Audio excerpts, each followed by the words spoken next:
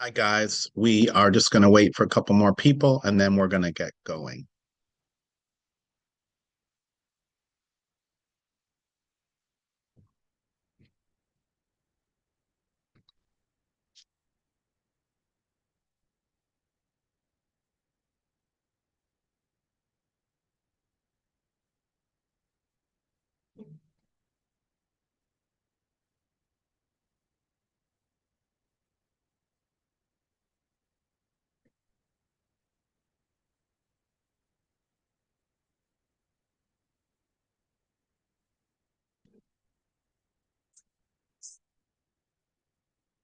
Hmm. All right. I want to welcome those of you on Zoom and those of you who are on watching this on YouTube later or who to this class on appraisals. If you're on Zoom and you're able to unmute and participate, that'd be great. And we're going to dig right in. Others may join us as we go along. So, the purpose of this class is to talk about appraisals. And there are basically, this is the agenda.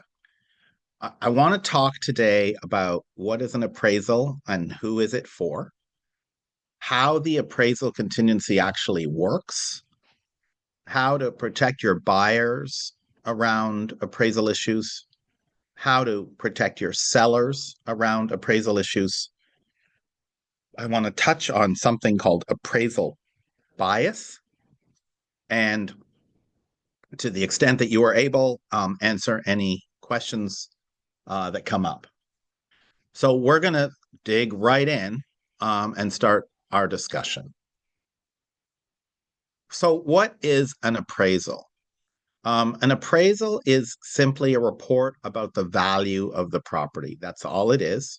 And there are three ways that the report is evaluates the value of the property. There's three methods. One of them is called the sales comparison approach. One of them is called the cost approach, and one of them is called the income approach.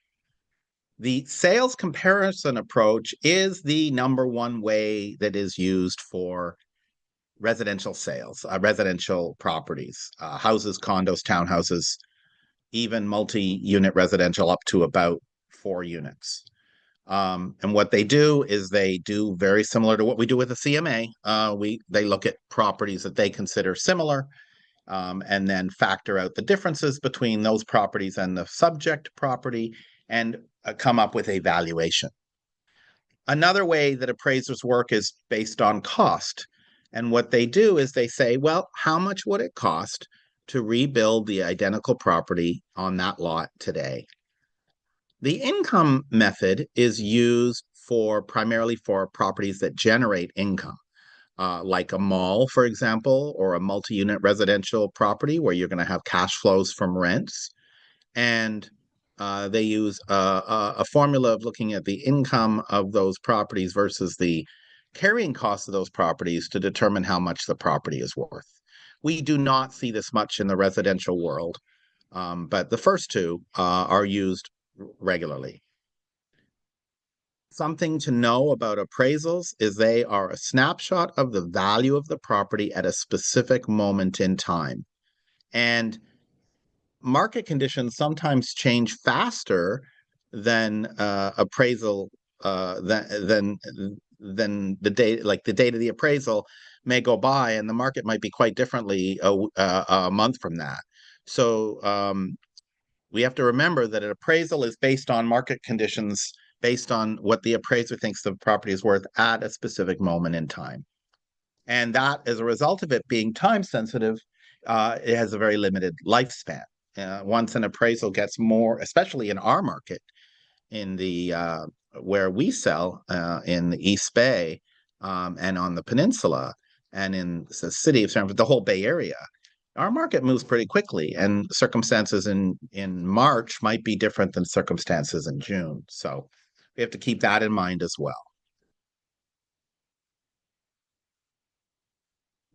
An appraisal is not a CMA. Um, an appraisal is a professional estimate of value based on specific criteria. It's strictly regulated.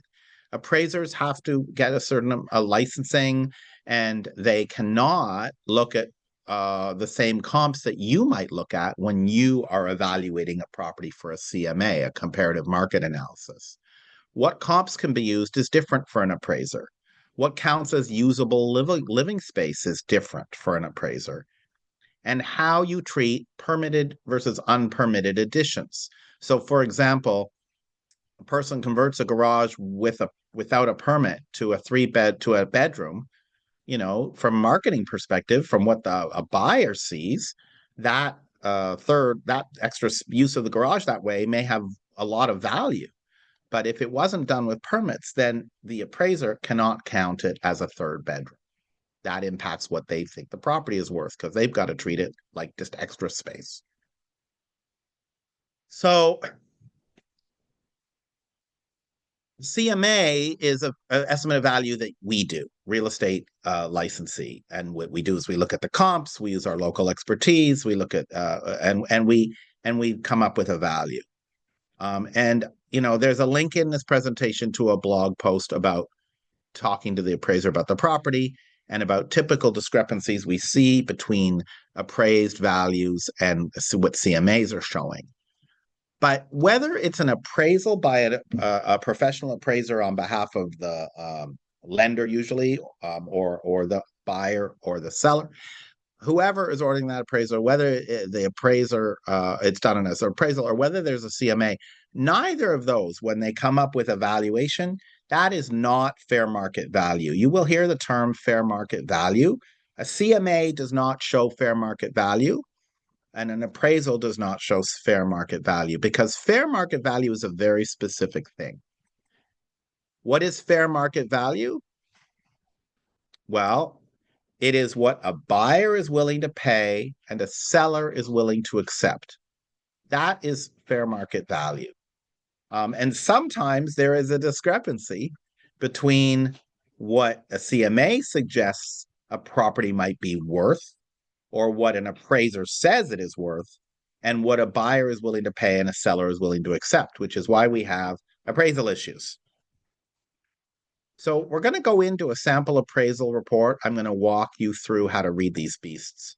They are not pleasant to read. The formatting is not what we expect in modern documentation, but that reflects law around how these reports are supposed to look. This particular report has been blacked out contact information to protect the client that did this, that I was representing. So at the very top, you have very simple. This is page 1. You have very simple information about the property, and there it tells you the property in question. This was a buyer. The property in question had days on market of 34 days, listed for $340,000, and is in contract for $365,000. It says that the appraiser looked at the contract of sale. They typically get it from the buyer's lender, and they documented it here. And they talk a little bit in the third section about the neighborhood, and there's addendum about the condition of the neighborhood and other documents there. And then they talk about the lot itself and some basic information there. And then improvements to the lot. And remember, improvements to the lot include the structure on the lot, the house itself, right? So there's detail about that. And then it talks at the bottom about, are there any physical deficiencies that make it unlivable or structurally not integral? And it talks about whether the property has significant deferred maintenance. This one, it has saying no deferred maintenance. And is it suit the neighborhood? And he's saying, yes, it does. It fits to the neighborhood. So that's page 1. I recommend when you get this on behalf of a buyer or seller that you review it just to make sure the appraiser got all the information right from which they base the report. All right, page 2 is where the fun happens. This takes the property that they're appraising, which we call the subject property, and it compares it to first of three comparable sales. And then the next page compares it to, there are other pages that it gets compared to as well, further down. But the second page is really the important page. That's your money page. So he says at the top, there are two comparable properties currently offered for sale in the neighborhood, ranging in price from 210 to 415. And then there are seven in the neighborhood that have within the last poll that have been sold in the last year, ranging from 220 to 395. And then they put in the comparables and they put in what makes them the same and what different. And then they do adjustments to the comps to adjust for certain circumstances and whatnot. And what's important here is at the bottom, he comes up with a value by doing his comparable approach. And it's at the very bottom of page 2. It's always at the bottom of page 2. And in this case, it's 320,000. This is the sales comparison approach, and 340, 440 if he talks about what it would cost to redevelop. And then the very last line at the bottom, and not in very big print, but it's here on every report, he writes, based on a complete visual inspection of the interior and exterior areas of the subject property, blah, blah, blah, blah. My opinion of the market value is 320 as of this date in 2017. 320. But if you remember from the top, this property is in contract for 365. There's your contract price on page 1, 365. So we already have a problem. The property is appraised 45,000 below the subject property. In this case, almost 15% below the price. So that's pretty significant appraisal discrepancy. I'm going to get into what do you do about that as we keep going here. So then he talks about how he got to the cost approach of valuation of 340. He talks about the income approach, which he did not use. The income approach is not applicable due to most single-family dwellings being owner-occupied, which is true. That's this part. Then if there were project information for planned unit developments, that would be there. Then he's got all kinds of CYA, cover your assets, documentation about things he's telling you about his report. Then he talks about his certification. Then he signs it, right, in the name of his company. And then how he rates the condition of the property. There's these ratings. These are all standard boilerplate language in every appraisal. You can read it over if you're interested. How he uses codes and acronym, like short form codes. But then he goes into the other comps. There were two more comps he used, 4 and 5. Sometimes he has more, but he did two more comps.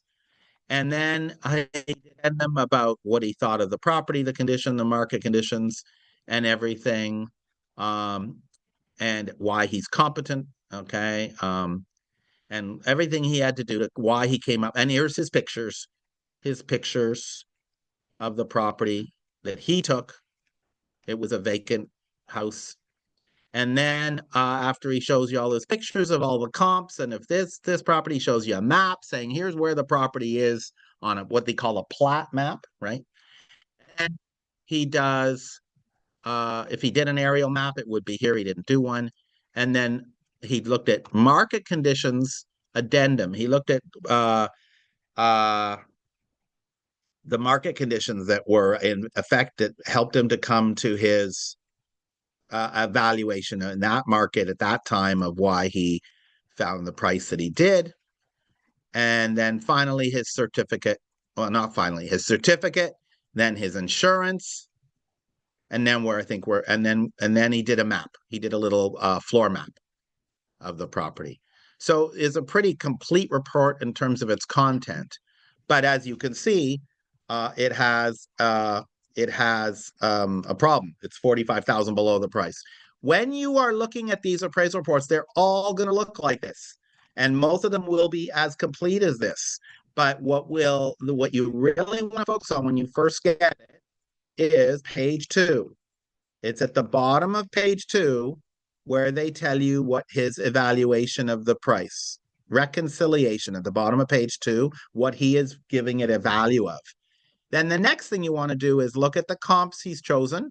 These addresses have been hidden, but you want to know what comps he chose, and you want to uh, consider if he missed a comp that was really important, or he put in a comp that didn't belong there from your perspective, keeping in mind that he is under strict rules about what comps he can use and not use, as we're not, right? He is not allowed to use comps that are older than a certain time period. He is not allowed to use comps in a different in a neighborhood that might be similar but is adjacent.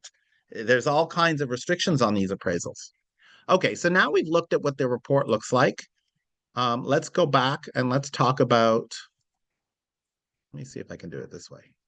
Let's talk about the next thing, which is some considerations. So if you are representing a buyer, then and the buyer uses financing, they will almost always require an appraisal report. And it is typically paid for by the buyer. You should always check with the lender, but most of the time the buyer pays for this report. And they often will pay a rush fee if it's needed in a quick order, if it's needed fast. And there are different ways that appraisals are done nowadays, and how the appraisal is done depends on the property, the loan terms, and underwriting guidelines. So I have a link to a blog post here about all the different ways appraisals are done. The appraiser no longer necessarily goes to the house. So we were just talking about an appraisal where the guy went to the house. That's the full appraisal. That's the default option. But there's property inspection waivers, inspection-based appraisal waiver, desktop appraisals, hybrids. And this is just an article from one of our lenders that we work with, who did a blog post about this. So it could be that the appraisal, if the appraisal gets waived, that's even better, right? But if it depends. It may have to do with how much recent data the lender has about the property. Sometimes if a borrower is putting down 50, 60, 70%, they will get an appraisal waiver, right? And what the underwriting guidelines of the loan they're actually getting from whoever's buying the loan, the investor. So that is basically how it works. We're going to talk about going on site about the appraisal itself, but before we get there, I want to move in and talk about something called the appraisal contingency. So when you are looking at a purchase contract, whether you represent the seller or you represent the buyer, there is a term in the purchase contract, which is optional, that gives the buyer a right to cancel the transaction if the appraisal is unsatisfactory to the lender. Notice I did not say the appraisal came in low. If the appraisal is unsatisfactory to the lender, and what I want to point out here is it could be price or condition. There are certain types of loan where if the appraisal notes a problem with the condition, they won't do the loan. So it's not necessarily the price. So how does it work? After the offer is accepted, the buyer has a certain number of days, which we define in the contract. We say in the contract how many days, 5 days, 7 days, 10 days, after the offer is accepted, to take action on this contingency, to do something, right? And if the buyer fails to take action, the seller cannot just arbitrarily cancel. They have to force the buyer to act. If they don't force the buyer to act, the buyer has as long as the buyer takes, subject to closing date. So the seller can use a document called notice to buyer to perform to get the buyer to act. But apart from that, they can't cancel until they've forced the buyer's hand. That doesn't mean that when you're representing a buyer, you should let the day come and go without taking action. You and your buyer should be far more active than that.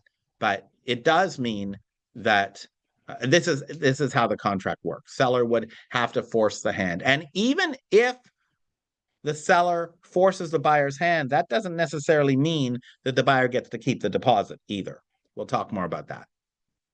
So let's talk about what happens with different appraisal results. So scenario one, the appraisal comes in and it's at the sale price or even higher with no noteworthy conditions. That's great.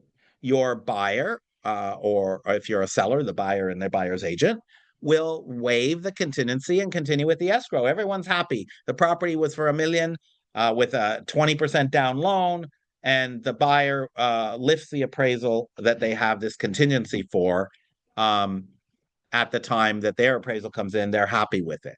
That, if you're a seller's agent, that doesn't mean the property appraised.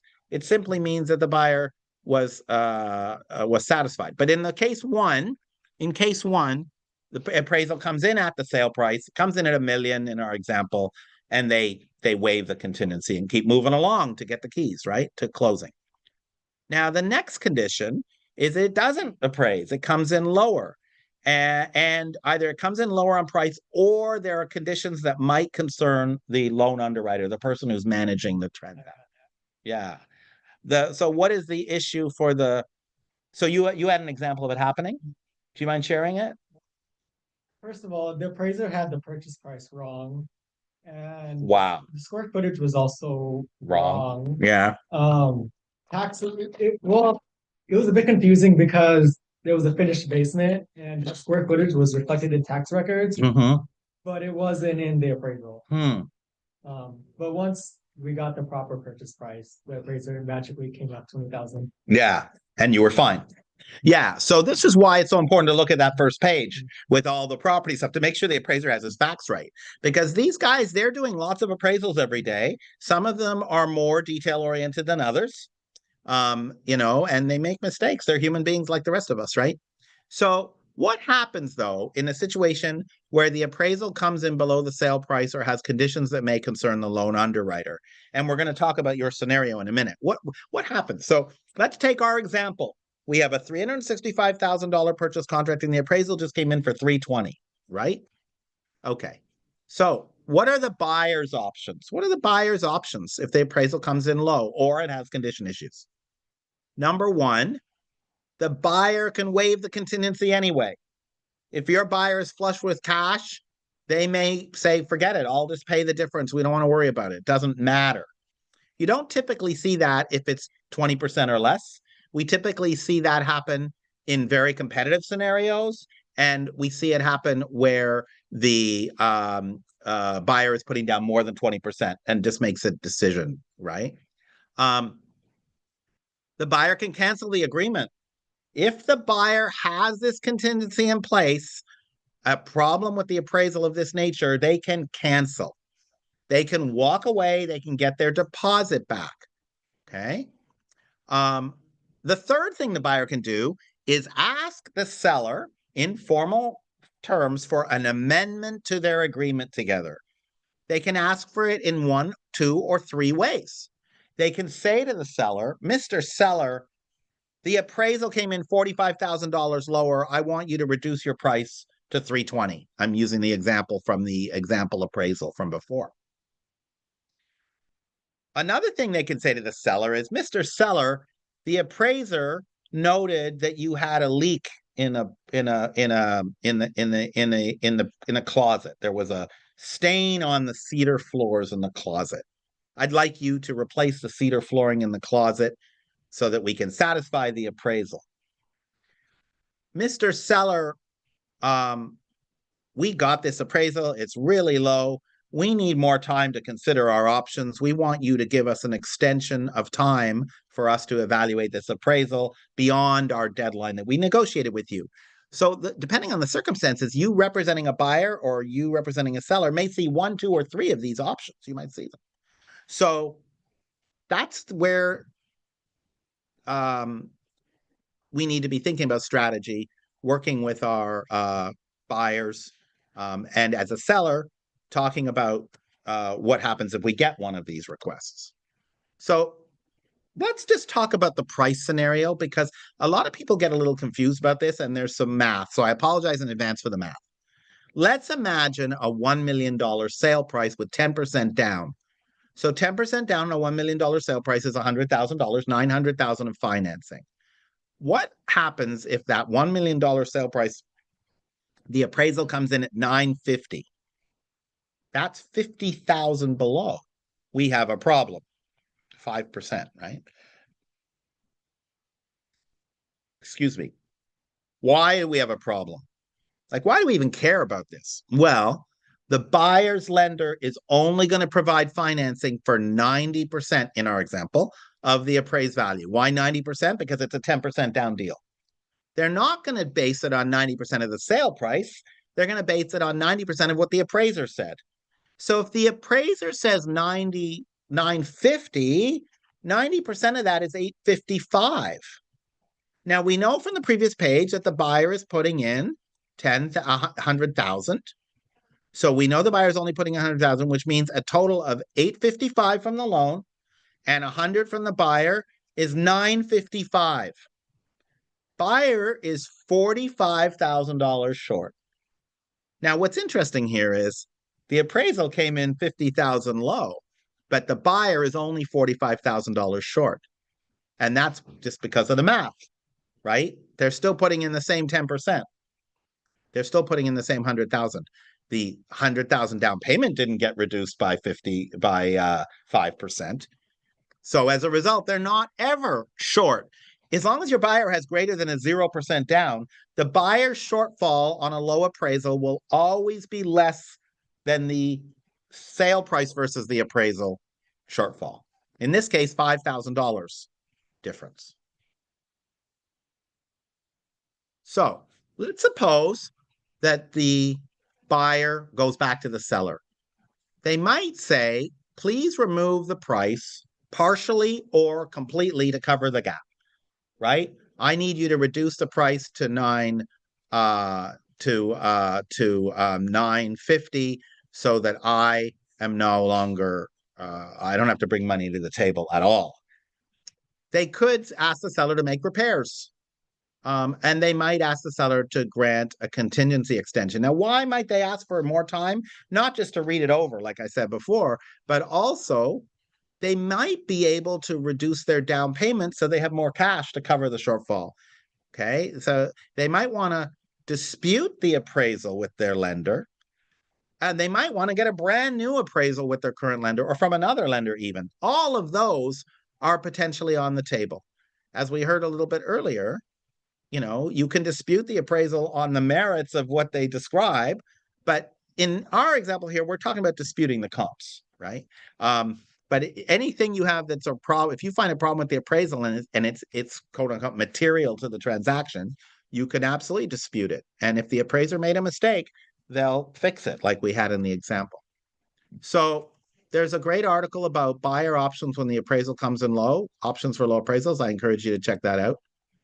So if you're representing a buyer, here are some best practices I want to share that I think are really important for you to be well placed to give your buyers the best advice. So review the comps and discuss the likelihood of a low appraisal value with your buyer before you even write the offer, right? You should have a really good sense, or you want to have a good sense when you're writing the offer, if it's going to, whether it's going to include an appraisal contingency or not. What happens if what is the likelihood? What is your professional estimate of whether it might come in low or not? Let's imagine a multi-offer scenario where you're putting in 20% down, you're going to waive the appraisal, but your buyer does face exposure because there's 12 other offers and they're about to bid over asking by 100,000, right? You need to have a conversation with buyer about the implications of that. Their down payment has to go up by 100,000. Then you need to know before you waive the contingency with your offer that they have the money to cover that because they no longer have any negotiation rights with the seller. So reviewing the buyer's options with them is not just to determine whether we need an appraisal contingency or whether we want one, but also make sure we have the cash to close for different appraisal outcomes. You may have buyers who don't have the cash. You absolutely have to do an appraisal contingency, even if it is competitive. It might cost them the property, but you got to protect your buyer. You can't expose them by saying, oh, we're just going to lift this because otherwise you won't be competitive. That's not serving your clients. That's putting them at grave risk with potentially very bad outcomes for you too. So you never want to do that. So I would also call the lender. If you represent the buyer, call the lender. Mr. Lender, if this comes in low, what do you think our options are? Does this buyer have the capability of lowering their down payment a little bit to bring up the cash shortfall? Is there anything we can do with points? Is there anything we can do with lender buy downs or seller buy downs to help us with this? Um, so I would definitely get the lender's opinion about it. Um, Also, if you represent a buyer, go contact the appraiser before you meet them at the property. They may have scheduled the appointment to go to the property with the selling listing agent. But if you represent a buyer, you should contact that appraiser before the appointment and verify that they know the neighborhood. Okay. Because you don't get to choose the appraiser for your buyer. Unfortunately, he gets chosen out of a pool of appraisers that is in a management company that the lender picks. And the best lenders pick local neighborhood expert appraisers, but sometimes it doesn't work out. And you get an appraiser who is not familiar with the neighborhood. You want to get that changed as much as possible. You don't want an appraiser from San Francisco evaluating a home in East Oakland who never sold a home in East Oakland. You don't want an appraiser who's never sold a home in Palo Alto who but has a lot of experience in Castro Valley, right? You don't want that. So you want to ask the appraiser about their experience in that neighborhood. There's no website, there's no Google search or AI supported function where you can find this out, by the way, for the most part. Maybe in a few years. Um, Also, the type of property, the style of the property. If it is a duplex and this appraiser has only ever looked at single family homes and condos, right? If this is a condo and the appraiser only has experience with single family homes, that sort of thing. The style of the property. If it's an Eichler model and he's never done any Eichlers before, stuff like that can be very important to know and understand because this appraiser may not be aware that certain types of architectural styles carry a premium just because of the name of the type of style. And that's why I brought up Eichler, right? That's a kind of construction, a kind of design. It's an architectural design. The other thing I would say about the appraiser, contacting the appraiser before the appointment, is also verify that they have their facts right. Make sure they know the square footage by public record. Make sure they know everything they need to know to be accurate in their evaluation. That'll save problems later on, right? Um, the other tip I have for buyer's agents is go to the appraiser in appraisal in person. Come armed. This is for both buyer and seller agents. Go to the appraisal in person, come armed with comps, and where provided, a seller improvement list, right? So you can share with the lender, the seller just put in that brand new all these fancy new stainless steel appliances, and they replaced the roof last year. These appraisers, guys, they don't look at home inspection reports, and they are not an expert at evaluating how old a roof is. Okay. There may be data in the seller's improvement list or that you as a buyer's agent know from conversations with the seller that is not on the MLS, right? So all they're going to look at is what's on the MLS. So you want to tell them.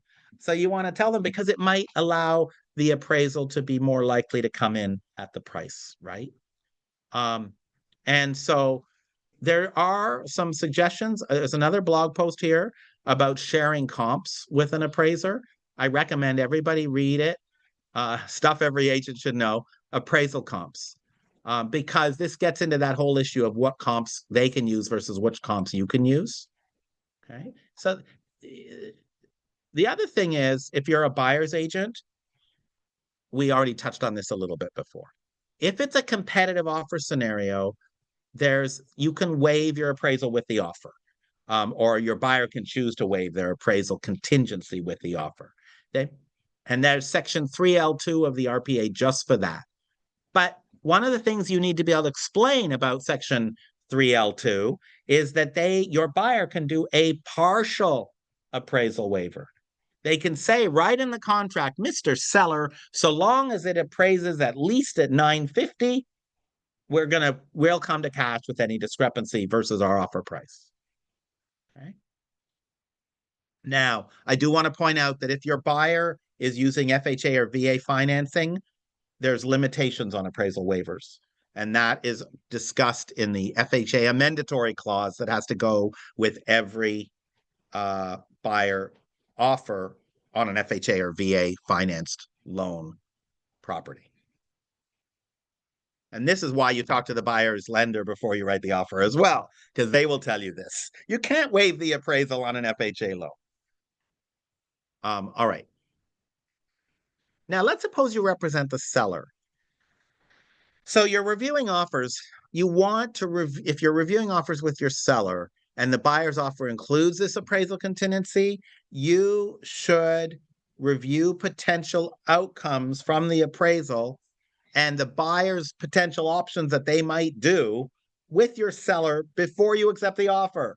Mr. Seller, this offer has an appraisal contingency.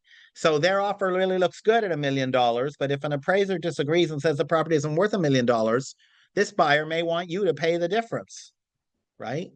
Um, Remember that when you're negotiating price after on a low appraisal, it could go one of three ways on price. We talked about the buyer paying all of it. We talked about walking away, but we didn't talk about the idea of splitting it 50-50 with the listing agent or the seller rather.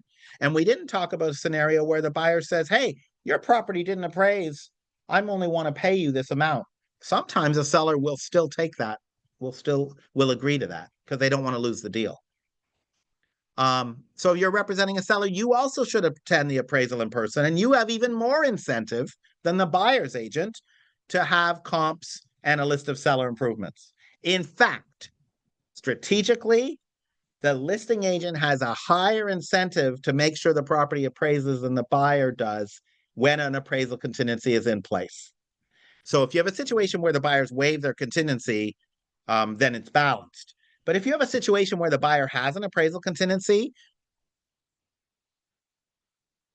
the buyer gains leverage if the appraisal comes in low and has a new negotiating point with the seller and may be able to get the price lower. So if you are a listing agent, you want to go to the appraisal. You want to treat it lightly where there's a contingency because the result of that appraisal could mess up your deal where your seller is now going to be exposed to a request from the buyer for a price reduction. So you as a listing agent absolutely want to go. You want to go and you want to make sure this appraisal has everything they need to make the right decision, to bring up the value, to get the value what you believe is appropriate, which is the sale price to the buyer. I would also, if you feel there may be an appraisal issue, I would talk to your seller about having a backup plan already in place. Maybe that's a backup offer, but not necessarily. Maybe you're in a position where you could talk to the seller and say, listen, instead of lowering the price, we can help the buyer by doing some sort of uh, credit against closing costs or rate buy down that would allow the buyer to afford the monthly payment at a lower amount of money, which means they would have more money to cover the appraisal discrepancy. Or other things like maybe you have a lender who is a total fix-it guy. And this lender partner that you've been working with for years might be able to help the buyer get another appraisal that would be come to a different result. So having some discussions with your seller about their options in case of a low appraisal is not a terrible idea about what they could do. All right. So the last thing I want to talk about is appraisal bias. So, we hear a lot about fair housing. We talk about fair housing in the purchase agreement. Sellers are not supposed to discriminate against people who are part of a protected class. And there is certainly a long and sad history in this country about sellers discriminating against buyers, lenders discriminating against buyers. Well, appraisers do it too, or have done it. And what happens is these appraisers, because of their own biases, will discount the value of a property because of their own biases. It may not be overt. It may just be what happens. So there was a report in 2022. There's a link here.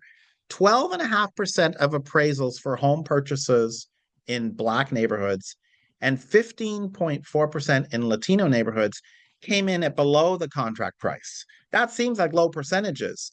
But in the white neighborhoods, only 7.5% of appraisals came in low. Why? That's called appraisal bias, right?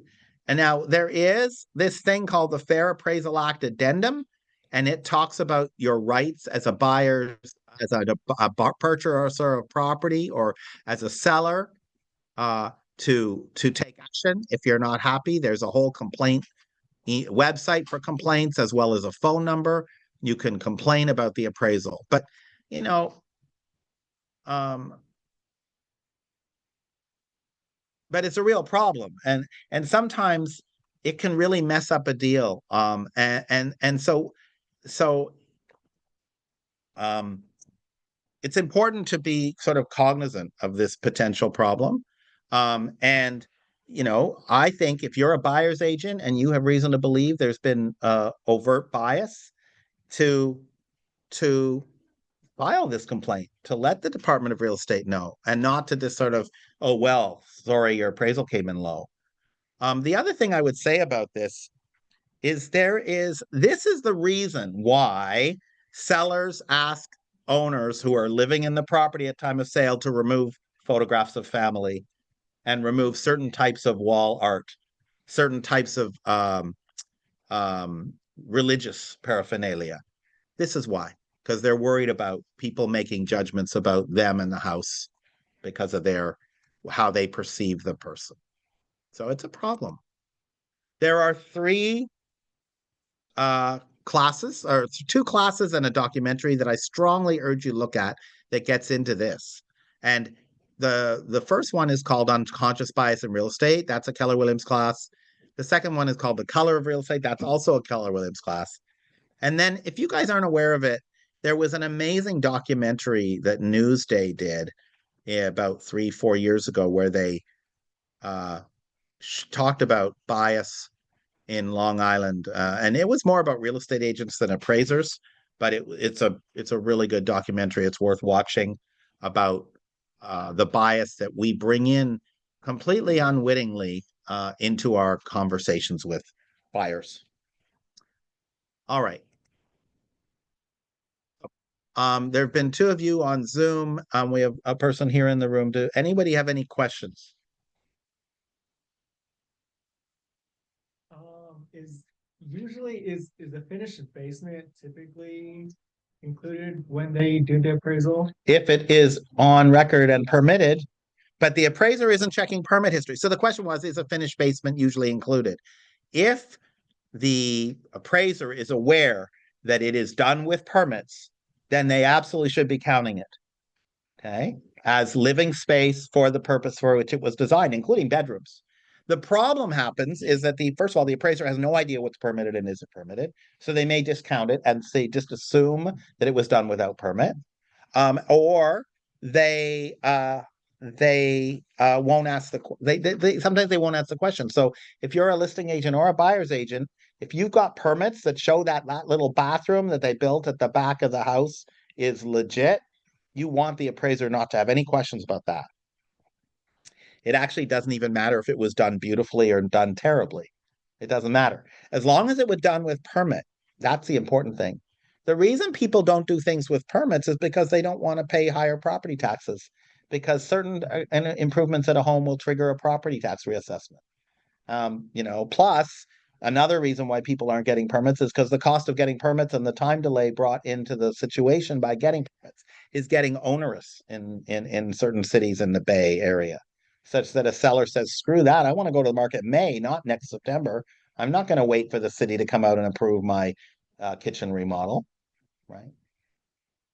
That added an extra plumbing fixture or something like that. Yeah. So yeah, the short answer is if it's done with permit and you can prove it, tell the appraiser up front for sure. Yeah. The important thing to remember is that the buyer has all kinds of options. The seller cannot cancel arbitrarily. All the seller can do is, if the deadline comes and passes, is to go back to if they have the appraisal contingency and the buyer doesn't act, is to say to the buyer, hey, here is a notice to perform. You have a few days to act.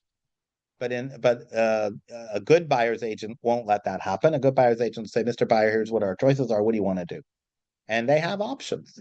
And it's not always the case that they're not going to win in a subsequent negotiation. Like, we get into this idea that after we get into contract, there's no more negotiating anything. But in many, many transactions, there are subsequent negotiations for various reasons, not just appraisals. And you're almost back at square one. The seller can accept, counter, or reject whatever the proposal is, the same way they can with the original offer. And there is incentive for the seller to negotiate in that scenario. Where you're in the middle of a contract, there are a lot of incentives for the seller to negotiate with you as a buyer's agent. One is the biggest one is that for them to not negotiate means you might cancel the deal with or without a contingency. Yeah, maybe you get to keep the deposit. Your seller gets to keep the deposit if there's non-contingent. But even if they did, that doesn't solve your seller's problem, which was to sell the home. So the seller is incentivized to negotiate. That doesn't mean the buyer's going to get everything they want. People usually meet somewhere in the middle, but the seller has all the incentive in the world to do it. The other problem a seller has around not negotiating is that, let's suppose they hold a hard line and the buyer does walk away. Damn it, I'm not going to lower my price $45,000. That means they have to go back on the market. And they have to tell the future buyer whatever they've found, whatever's happened. Well, we have an inspection report that shows a foundation crack. We have an appraisal that came in low. And that hurts their ability to sell it for the original price. So it doesn't serve them to go back on the market. They're far better off working something out with the buyer. Buyers know this. It costs buyers zero, absolutely nothing, to ask the seller for a change in the terms. It's usually very easy to get the seller to agree for a few extra days. It's usually very easy to get them to compromise at least a little bit on the terms of the deal. So For a notice to perform, is it a set deadline or can you choose? the contract for notice to perform, I believe, says 3 days, but it also can be check a box and change the number of days, but it can't be, as I understand, it can't be less than, I think, 2 days. There's two documents. There's the notice to perform and the demand to close. Demand to close is at the end of the deal if they aren't signing their paperwork to close the deal. And the notice to perform is remove a contingency usually, right? Do what you're supposed to do. It can go the other way too. If a seller hasn't provided HOA docs and the buyer has an HOA contingency, the buyer can issue a notice to perform to the seller. Bring us the HOA docs or we're going to cancel the deal.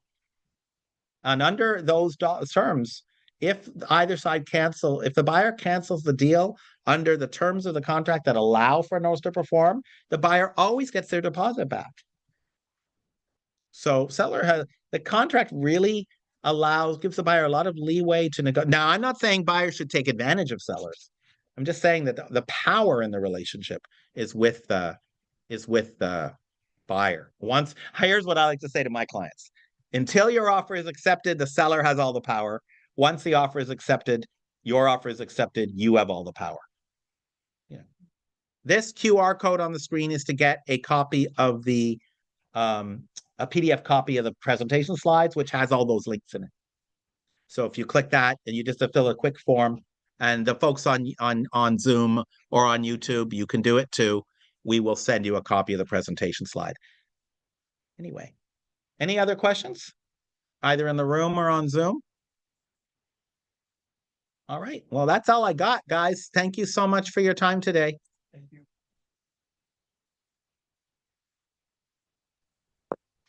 Thank you, Stephen.